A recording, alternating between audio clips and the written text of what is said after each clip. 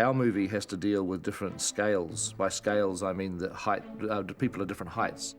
One of the important things about Lord of the Rings is just the relationship of hobbits to humans, and that all has to do with size. And technically speaking, in terms of the visual effects, is going to be a huge part of selling the visuals of the show.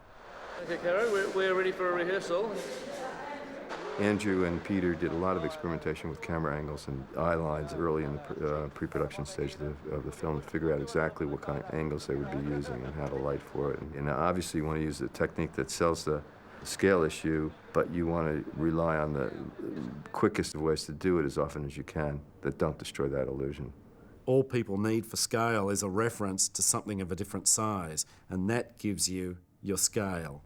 We did scale tests in pre-production, and we basically staged shoots where we picked scenes from the inside of the Prancing Pony. And we had big sets and small sets, so we had the different scales.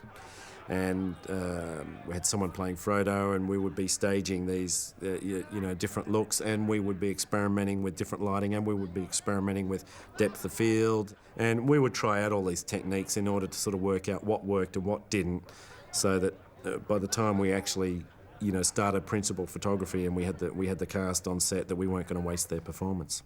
One of the first things that Peter came to us with was these still photos to show us what he was thinking in terms of framings for shots that actually featured actors of regular stature, if you will, and what the hobbits would be. How you could match eye lines, what looked good and did not look good. Would it look ridiculous if you had actors of normal stature? Did you want their heads to be bigger? How would big furry feet work? All those kinds of things. So all of that work was to make sure that we weren't crazy to actually try and do it the way we were thinking. This is the hobbit-sized bar of the Prancing Pony. Weta Workshop was working on what's the physical way we're going to achieve this on set, to do things in camera. And Weta Digital was working on how are we going to be able to shoot elements that we can later manipulate and create the effect. A traditional technique that's been used for years is force perspective, in which if you have two people of the same height and you want to make one of them look smaller, you simply take that person further away from the camera.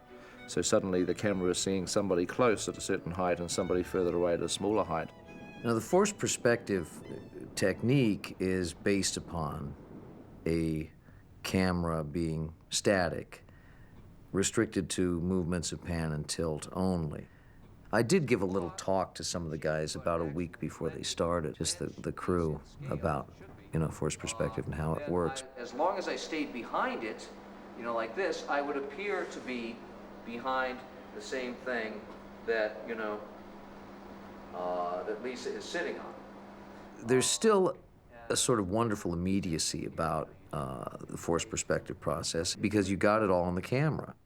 The difference between a hobbit and a human, it's like 0.75 is a hobbit to a human, which if you invert that, a person needs to be roughly a 1 1/3 times further away than what they would have to be if they were really a hobbit. So if you wanted Frodo and Gandalf to be standing side by side and they're 10 feet away from the camera, then you would want to put Frodo 1 1/3 times further away than that. We also used a lot of duplicate set work and prop work for different scales of people to act against. We really just used a slide rule and scaled up and scaled down accordingly. Some examples of this are Bag End Interior, where we built two versions of the same set, exact replicas of each other at two different scales. A large-size scale for Ian Holm to appear in, and a small scale, a Hobbit-size scale, for Ian McKellen to walk through. Primarily on the small set, we had to spend days and days and days filming, and what was essentially like filming in a submarine. It was that crammed and that small. Everything that we did almost had to have several scales to accommodate and make this illusion come across on screen. Every book in the bookshelf of Bag End, every piece of parchment, every prop had to be built perfectly replicated at two different sizes. You would build Gandalf's cart in two different scales, and it also had a force perspective split rig on it so that you could get Gandalf and Frodo sitting side by side, apparently, although in fact Elijah Wood was sitting much further back from the camera than Gandalf, and you just pull the illusion off by the way you stage the scene. Whatever you did, you've been officially labeled a disturber of the peace.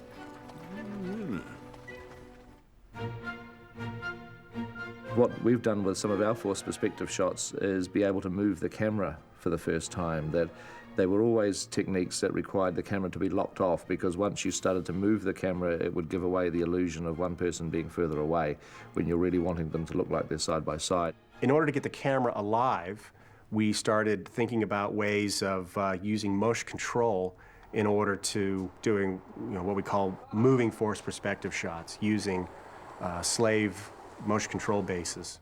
You do a motion control move where you have the one actor on a moving platform. So when the camera moves, you're doing your moves all relative. So you're literally sliding the guy along on the floor as your motion control motion control camera is moving along. You have the camera on a motion control dolly, making it move in and out or side to side. But you have another smaller dolly that's electronically hooked to it and does the exact same motion, but sort of in a counter movement.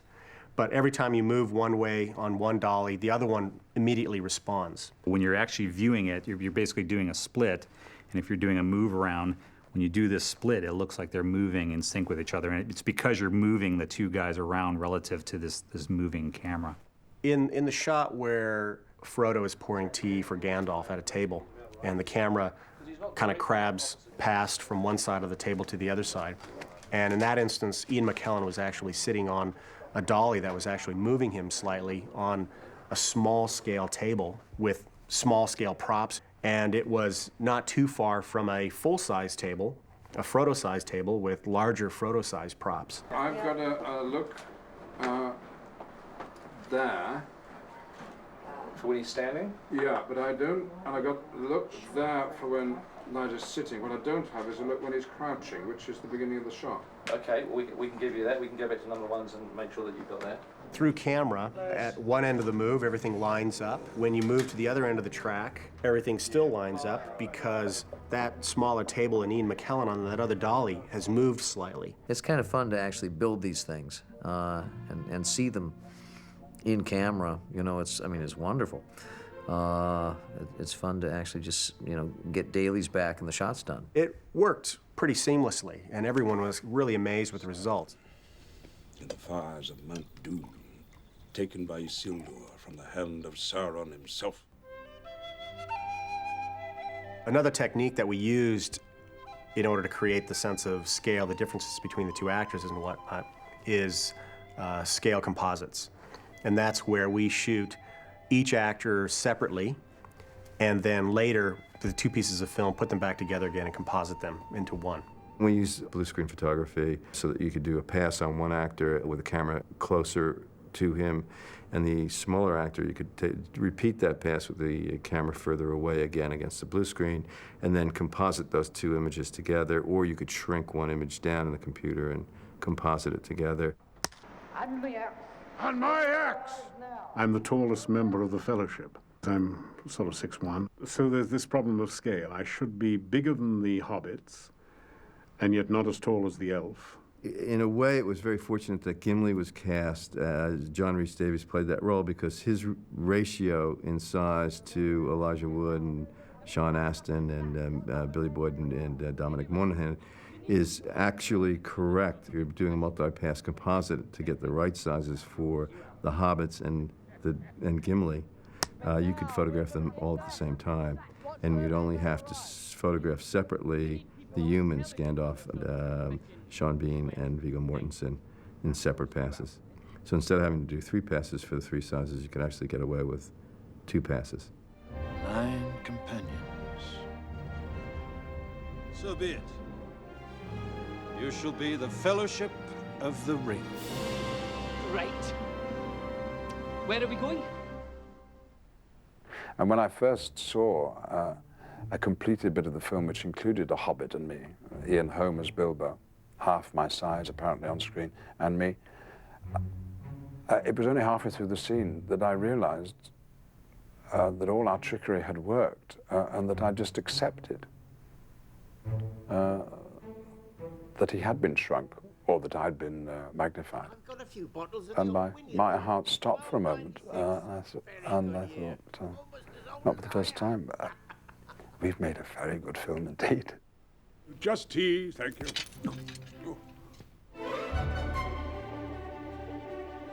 Some other techniques that we used were as complicated as a very sophisticated stilt walking technique that Richard Taylor's group devised, so that you could put people into these big rig things and would extend their legs, and they had oversized costumes made and remote controlled hands that were twice normal size.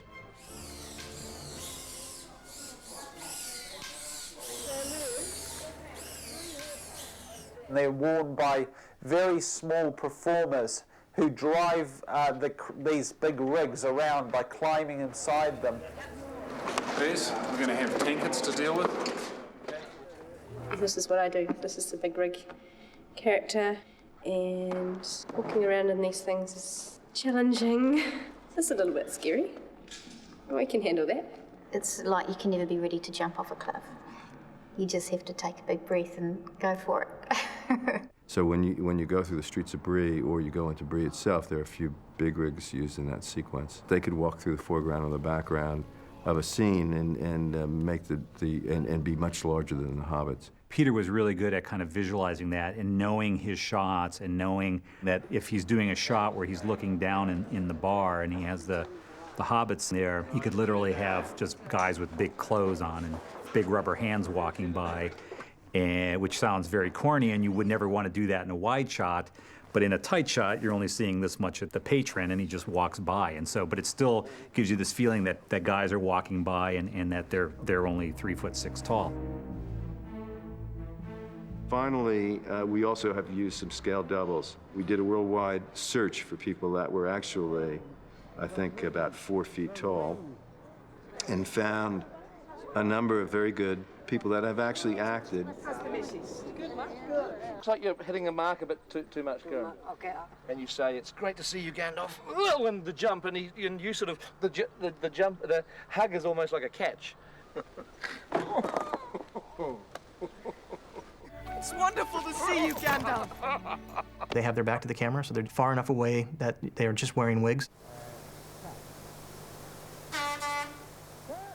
And in some cases, they're actually wearing prosthetic masks that are life casts of the actors that they're actually standing in for, that were done by Richard Taylor from the workshop. As silicon slip-on masks, where we've sculpted exact copies of the lead actors and then made small silicon masks of them that our scale doubles will wear and achieve a number of the more simply got shots. So for the wide shots, they would put our outfits on, put masks of our faces on, which was extremely bizarre, and they would kind of do the action. And we've got Big Paul, who's was one of our doubles, who is over 7 feet tall and huge and but perfectly proportioned. Paul is sitting at this moment in one of the oversized boats. We call him Tall Paul, which is sort of redundant because if you know him, you know how tall he is. So I mean, Paul's got to be 7 feet or more tall. 7'2". He's 7'2", and he's doubling Aragorn. We use them very sparingly in the film, but they also are part of the arsenal that help us create this feeling of size, perspective, and ratio. We did use face replacement in the film. There are a few scenes in the first film where an actor's face has been put on top of another stand-in's body. Frodo carrying him away from the bridge at Khazad-dûm. He's screaming for Gandalf. That's a face replacement shot. Again, a lot of the basic techniques that we're doing have been around in one form or another for a long time. And it's just a matter of, the tools are there. How are you going to use the tools for your situation? What I love is that we employed every trick from like absolute latest state-of-the-art digital technology to, rubber bands, chewing gum, like whatever you could drag out of a hat, all these old sleight of hands. For us, the approach was very much, let's use whatever will work. I think in New Zealand they call it number 8 fencing wire. And they're referring to this sort of sensibility that we do whatever it takes to get the shot. None of this will be noticeable on screen. It will all seem to be just happening in front of your eyes. The whole shot is a moment in a scene where you're just reinforcing on the audience this whole idea of scale in just a slightly gratuitous way, making people go, oh, cool, wow, how did they do that?